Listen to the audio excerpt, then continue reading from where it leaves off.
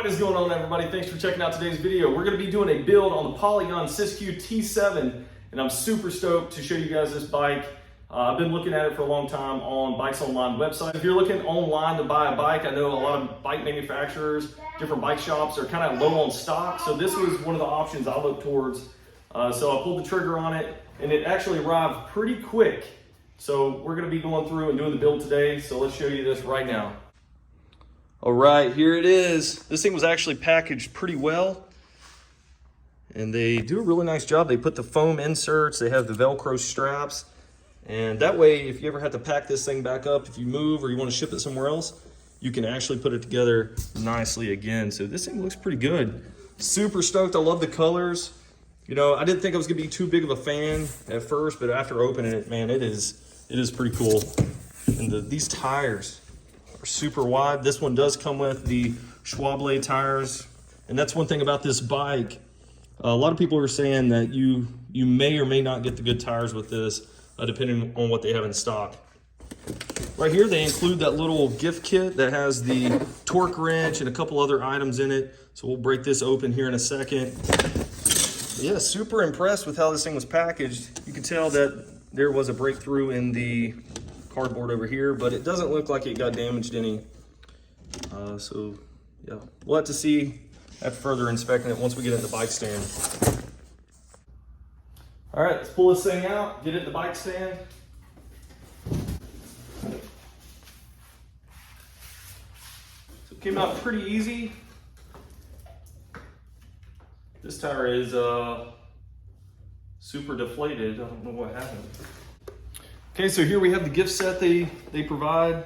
There's a little bicycle owner's manual. Gets this little torque wrench. This thing will actually do the job pretty well, even though it is really basic in design. Comes with the little bits and a nice little spanner wrench right here. In here you get keychain. These, you can just throw these away. And you get your pedals. Oh, even a little bell.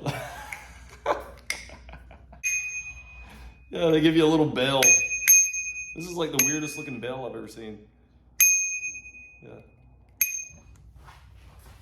So some other tools and things that you might want to have ready is going to be a shock pump. If you are building a full suspension bike that has air shocks, you're going to need a shock pump. You can't just use your regular floor pump.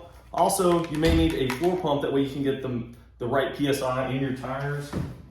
And I'm going to be wearing some gloves too, because there is kind of some packing grease and everything else on this. And we're also going to be using some of this assembly grease. So this is muck off bio grease, and we're going to be using this to apply to the axles and some other components as we put this thing together. So that's why I'm going to be wearing some gloves. Also, depending on when you actually purchase your bike from Bikes Online, they may include a free Entity branded helmet. And it is a pretty cool little feature, a nice little gift. I will say it's not the highest quality, but it does look pretty cool. So it'll get you out there on the trail if you don't have a helmet already, but I would probably strongly suggest purchasing a better helmet than this. Well, pretty cool little feature, and I think it's valued at like 50 bucks. All right, so the bread and butter right here of the video, this bike, man, this thing looks awesome. We're gonna go through right now and cut off what we need to. There are a couple zip ties, it looks like, but for the most part, it is these little Velcro tabs and straps that we're gonna be undoing. So one thing I would consider doing, if you do buy a bike like this, where you know there might be the potential of putting it back in the box, is take a photo of where all of this is tied together at. That way you'll have a reference to when you go to put it back in the box one day. So just keep that in mind if you're going to be doing this. All right, so take these Velcro straps off. I'm going to get the wheel off and put that aside. You can see this is pretty nice. It's got a nice little EVA foam piece right here with the straps. We're just going to set these aside. I'm going to take the handlebars off last.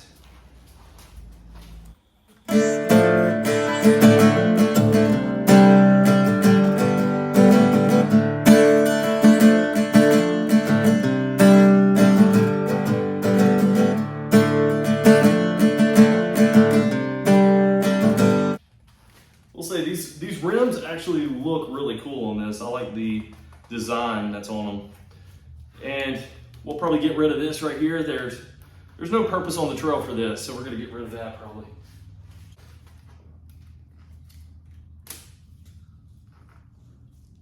So that piece was actually really not protecting anything down here. So we're not gonna go through the specs of the bike during this video. If you wanna see all the specifications for this bike, check out my video on that on my channel homepage. Actually, I put the link below in the description box as well. We'll go through and do a complete specs breakdown of this bike and show you what you're gonna get if you go to purchase this bike from Bikes Online. I'm digging this lime green color that it has. It looks pretty killer, I will say. Pretty nice saddle here, Entity branded as well. I kind of like the stripes that are on it. The graphics don't look too bad. So this is a Trans X dropper seat post. We're gonna set this aside. I'm probably just gonna clamp the frame actually into the bike stand instead of doing it by the saddle post, just to make things a little bit easier for me when we're assembling this thing. Ooh, those crank arms look pretty killer. Wow. Look at this fork. Nice Rock Shox fork on this thing. Wow. It's pretty cool. Okay, we have the bike in the bike stand now. We're gonna try to start taking off what we need to, like the handlebar, and get that in place. You know, get the fork all ready to go.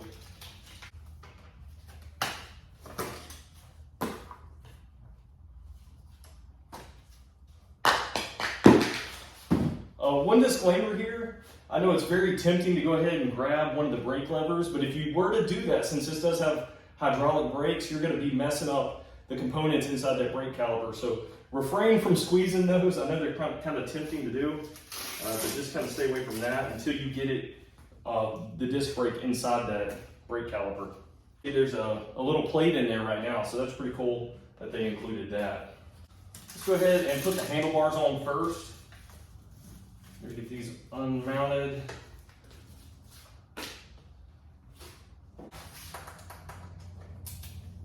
We're gonna go through and loosen up these bolts holding on the stem. Some videos I watched, these bolts were super tight. These aren't too bad though. They're on there just barely in there. So that's good.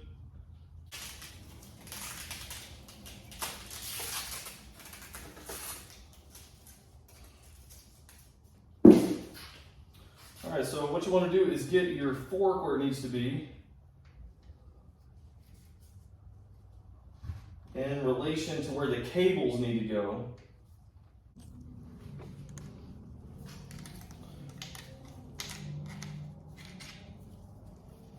So this is a pretty nice stem. I kind of like this one. And the Entity branded handlebars are pretty nice too, and it does have that little indicator right there on the front. Where you can kind of center it out inside the stem. So this is where you want to break out that owner's manual and actually look for the torque specifications. That way you can use that provided torque wrench to actually go ahead and tighten these down. So in the owner's manual here, it does have a torque listing. It's towards the back of the manual here, but it does have the different specifications in Newton meters. So you'll just have to check those out for each one. So for the handlebar clamp on the stem, it's 5 Newton meters. So that's what we're gonna go for. Okay, we wanna make sure the handlebars are actually centered. And this can be a matter of personal preference. I like my handlebars kind of tilted back just a little bit, but to get them perfectly centered, this little indicator would actually go in the middle of this opening. But I'm gonna tilt mine back just a little bit, but I'm also gonna make sure it's completely centered out in the middle. Okay, that looks good. I'm gonna tighten it down now. Okay, so the controls, we're not gonna tighten those down completely. They are kind of snug now. But once we get to the very end, we're gonna go ahead and sit on the bike and actually adjust these to fit our riding position at the end. So next we're going to install the dropper post, which is one of the best features of this bike in general. But there is some ways you have to go about doing this. There is a little cable that sticks up right here. But essentially, there's this little barrel right here that you're going to insert the barrel on the end of the cable into. You want to make sure you have enough cable, first of all.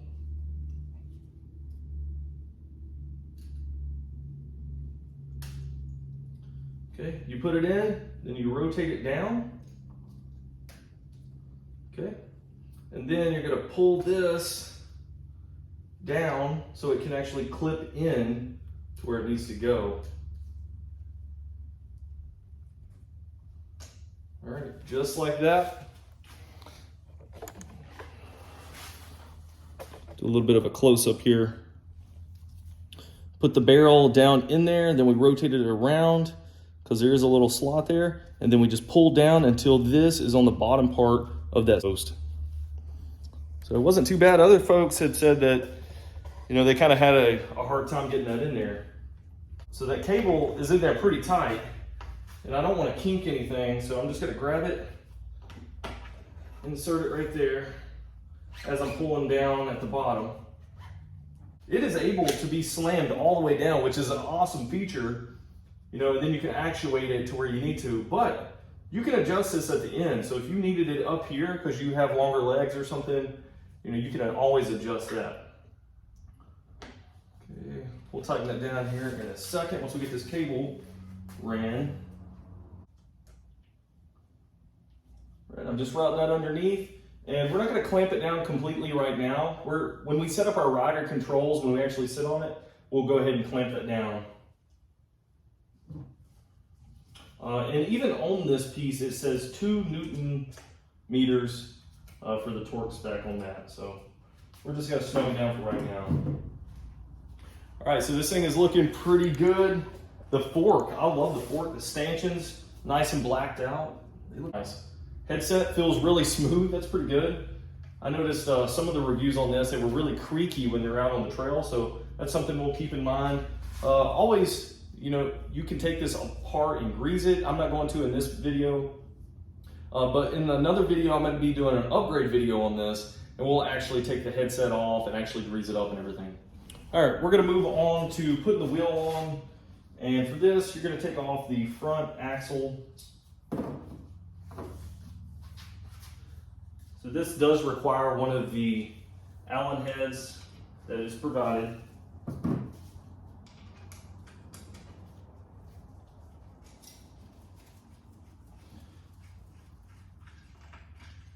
So that is one awesome thing about this bike. It has really beefy through axles.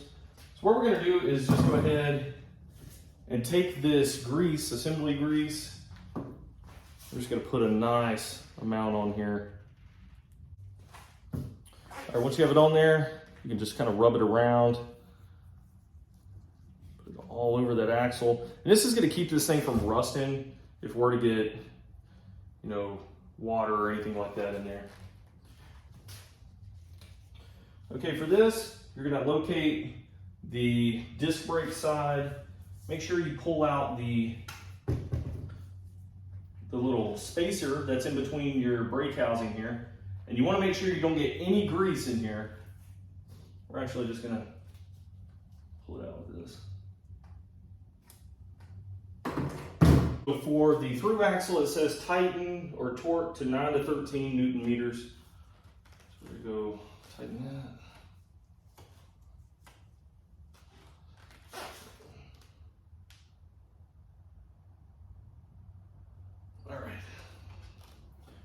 You can wipe off the excess grease if you need to. Huh, doesn't sound like it's rubbing or anything. That's pretty good.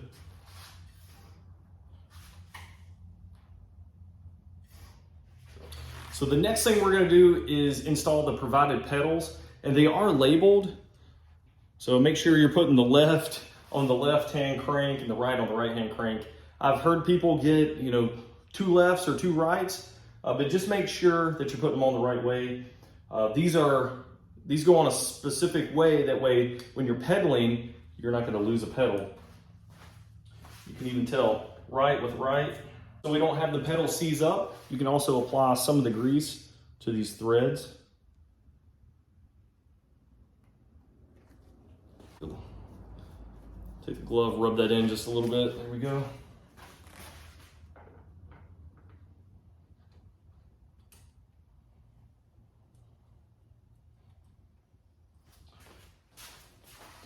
And you can take the provided spanner wrench here and tighten these down.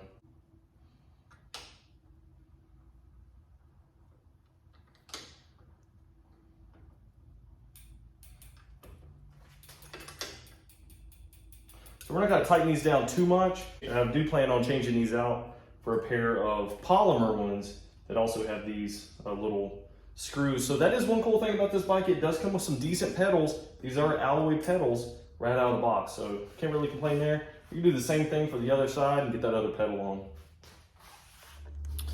All right, so the bike is pretty much completely assembled, and I'm stoked to see if the gears actually work on this thing.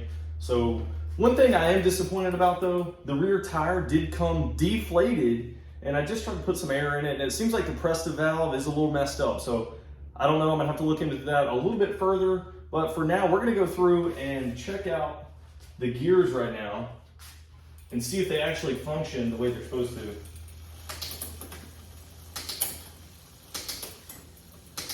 So this Dior drivetrain seems really solid. Seems to shift pretty quickly.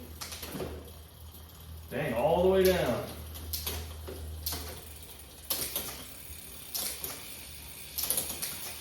And this does allow you to shift multiple gears at once. Listen to that hum. I think it sounds pretty good. I don't know about you. All right, these nice Tektro brakes, and it does have the 4-piston brakes up front, the 2-piston in the back, which is pretty good. A lot of people give the Tektro kind of a bad rep, but I don't think they're gonna be that bad. Let's get this thing out of the bike stand. We're gonna get it on the ground. We're gonna adjust the controls to where we need to in our seated position. We're gonna adjust the seat post and tighten that down, as well as set the sag for our rear shock as well as the front forks. So if you've never done this before, please stay tuned for this part. It is critical to make sure that your bike is riding at its peak performance. So I messed with the Presta valve a little bit, and I think I got it to work now. So it is holding air. We're using a floor pump that actually has a gauge, and we're gonna get it to where it needs to be.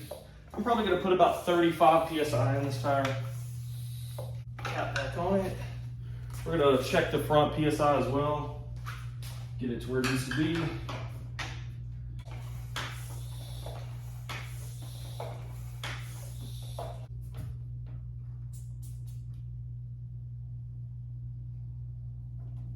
The next thing you're gonna wanna do is set your sag for your fork and your rear shock here. And what you're gonna need to do is measure using a ruler or something that has millimeters on it.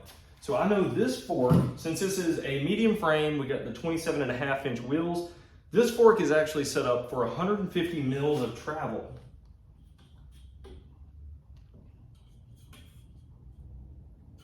So yep, right there would be 150, just about, a centimeter below the top of the stanchion here. So what we're gonna look for is I'm gonna try to set this up for about 25% sag, and that's with me sitting on it. So after doing the math, setting the sag to about 25% lands me around 37.5 millimeters up the stanchion here. So you can make little reference things using a piece of cardboard too. And I just realized this bike didn't even come with an O-ring to set your sag. That's kind of crazy. There is an O-ring back here, you can see. And this one actually does have reference points for the sag. So we have 20, 30, and 40%, and it has little increments in between there. That's cool for the RockShox shock on the back here, but the fork, you're gonna have to get creative. So what I'm gonna do is actually grab a zip tie and use it as kind of like the same way you would an O-ring. All right, so grab a fancy zip tie here, place it on the stanchion, just tighten it down. I'm gonna clip off the end here, because we'll probably just leave it on. All right. And as long as it's able to move freely, that's all you're looking for. This is where the shock pump actually comes in handy. We're gonna go ahead and take off the cap. It's gonna be on the left-hand side of the fork. Make sure you don't lose the cap. Okay, this is where you actually have to have a shock pump. And this is just a Fox racing shock pump. But what you're gonna have to do is thread it on to this, onto the valve over here. Make sure you don't get it cross-threaded, because that would suck to ruin your brand new fork.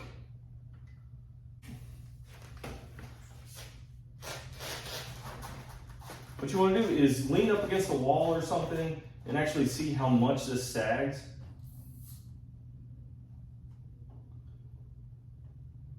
So what I'm going to do right now, I'm kind of leaned over because you want to be in like your natural riding position. If you have gear, you want to throw that on as well. I'm not going to set it up that way right now, but you're going to want to reach down. And without moving too much, you don't want to compress that fork anymore. You're going to try to get off the bike nice and slow after you push down the zip tie or your O-ring. So let's measure this, and what we're looking for with 150 mils of travel is I was looking for about 37 millimeters. And that's actually just about right. That is sitting right at about 35, 37. So out of the box, this actually came set up for me. I weigh around 185 pounds. I'm 5'9", so it's not too bad. If you did need to add air or take out air, there's a couple things you want to keep in mind. Anytime you take this off, you're going to lose about 5 psi. And whatever that equates to as far as your sag could be different depending on whatever shock you're talking about. So we're going to thread this cap back on. Okay, we're going to look at the lockout here. So it doesn't have complete lockout, but it does pretty much stiffen up that fork to where it's not even working. So all the way open. Yeah, compresses pretty good. And there is various settings for this. So all the way open and then all the way closed. So I'm going to leave it all the way open. All right, setting the sag on the rear shock. Hopefully this one's set up good too. But we're also going to lean up against something and grab the brakes here. Hey, you could cycle through the suspension a little bit, get it going just a little bit, and then kind of settle in to your position. Okay, and then you're just going to reach down, slide that O-ring, or if you have a zip tie, up against that shock tube, up against the housing itself, and then you're just going to get off as naturally as you can.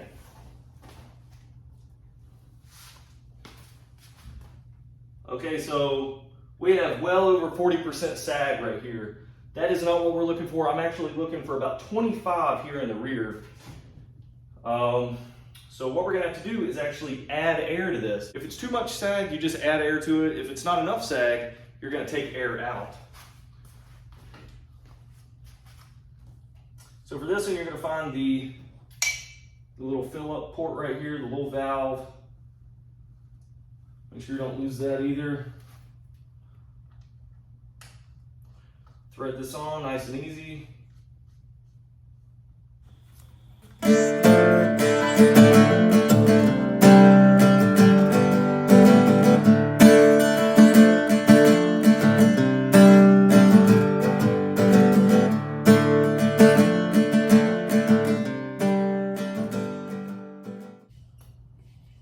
So we're going to put about, I don't know, 175 psi on this. We're going to see where we're at. And you can leave this hooked up. You don't have to actually take it off every time.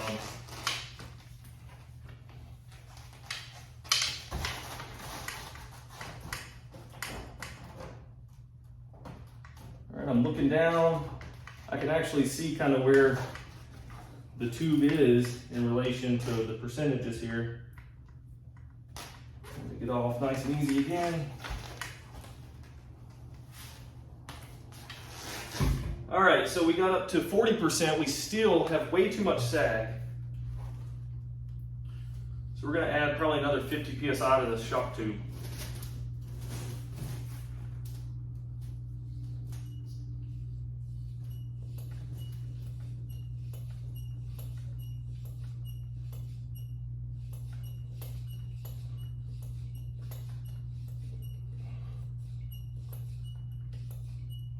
And this does say 325 max PSI.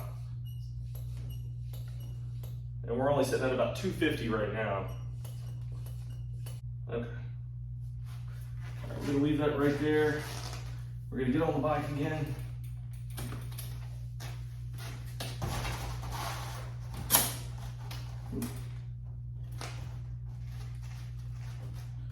Okay, I'm gonna cycle that rear shock. Try to reach down nice and easy. Pull that O-ring up.